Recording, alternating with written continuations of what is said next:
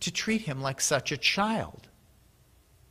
Perhaps this is the way she had grown accustomed to taking care of business when in a patriarchal culture her husband was limited. The story of the theft of the blessing takes on a whole different feel if one considers that Isaac was not merely old and going blind, but that the impairment was greater than just his sight. The story of a son under the guidance of a mother, feeling the need to fool a disabled father in order to obtain the mantle of leadership of the next generation, evokes such a profound pathos.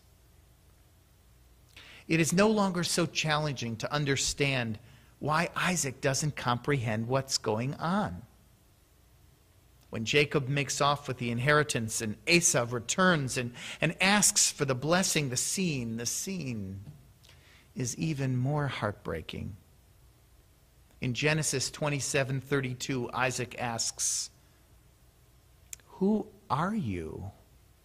And Esau replies, I am your firstborn son, Esau. And then it says, Isaac was seized by a violent fit of trembling. Where is the one who trapped game and just served it to me? I ate it all before you came, and I blessed him. The blessing will remain his.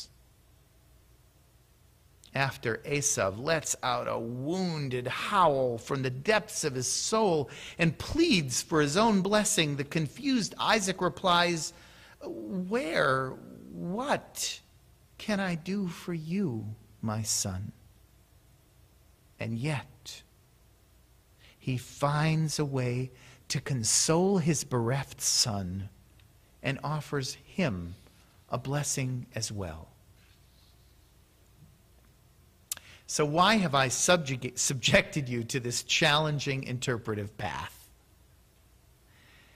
Because when I imagine that one of our great forefathers, one of the avot that graces so many of our blessings, was damaged, my appreciation of our spiritual tradition grows enormously.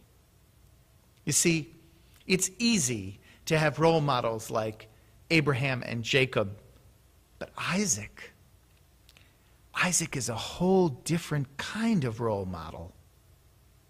Isaac is the one almost disposed of, sacrificed, and yet he perseveres. With all of his limitations, his woundedness, he marries and raises 2 children. He affirms life from his place of woundedness.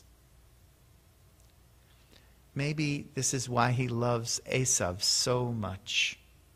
Maybe he knows that Jacob is to inherit the mantle, but deeply feels Esau's pain and rejection and does all that he can to soothe and comfort him. Maybe we are meant to return to this story every year on Rosh Hashanah, not because of Abraham's last-minute decision not to sacrifice Isaac, but because we learn that Isaac, who was disadvantaged to begin with, was able to overcome this horrific experience and make a life. On this day of Rosh Hashanah, we understand that all of us carry our past with us, and some scars remain forever. The scars of an abused child, the vestiges of pain from a failed marriage, the sense of failure from an economic reversal, the sadness we bear from the loss of loved ones. Imagine Isaac retaining a connection to God after almost being sacrificed to his father's distorted sense of God. Ironically, while it is his son Jacob who becomes Israel, which means God wrestler, perhaps it is Isaac who creates the more enduring legacy of wrestling with a relationship with God in the face of adversity. On this Rosh Hashanah, we learn from our father and teacher Isaac that one doesn't have to be a trailblazer or a charismatic leader like an Abraham or a Jacob.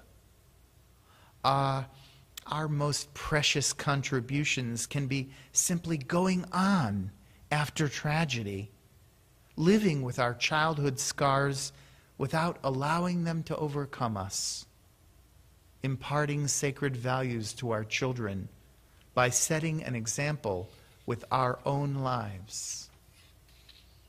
Rabbi Batsheva Meiri writes, "So if you're feeling like your life is thwarted or unfulfilled, perhaps you want to try spending a little more time with your kids or your grandchildren. Laugh with them, play with them, tell them stories about when you were young.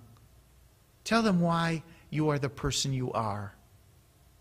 If you're feeling angry or dissatisfied, stop yourself in the middle of the next argument you have with someone near and dear to you and find a way for reconciliation.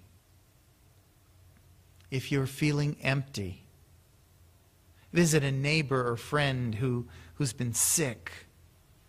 Sometimes the responsibilities of relationships can be painful, but true relationships require responsibility. They give dignity and nobility to life." End quote. A Hasidic master, Reb Tzadok HaKohen of Lublin, taught, "Through the very quality in which one is lacking or wounded, by that very quality one finds one's unique gift or strength." So it is with Isaac. Isaac is, as Elie Wiesel describes him, the consummate survivor. In his loving naivete, he trusted his father and was betrayed by him. He got up off that altar on which his blood might have been shed, and he didn't give up on loving and caring. This is not something that comes from a weakness or deficiency of character. This is a spirit that is so large, so amazing, that it is part of the legacy of our people. There is a midrash, a commentary, that we blow the shofar on Rosh Hashanah to remind God of the Akedah, of this story, to remind ourselves that we all have damaged parts. Our challenge is to see them, recognize them, own them, and appreciate that claiming our limitations does not have to stop us from leading a life of meaning. I believe that being able to see our own woundedness is the key to living a meaningful life. Isaac's soul is the Jewish soul. It is the soul that fights through the deepest pain, the most profound disappointment, the worst betrayal imaginable, and it still throbs with love and compassion. On this Rosh Hashanah 5769, may we be nourished by the possibility that our ancestor Isaac had enormous challenges and that he remained a loving and caring soul. May we be supported and encouraged to embrace our most profound challenges and limitations and know that we can live a life of purpose and still experience love and being loved. Kain Yehi Ratzon, so may it be. Amen.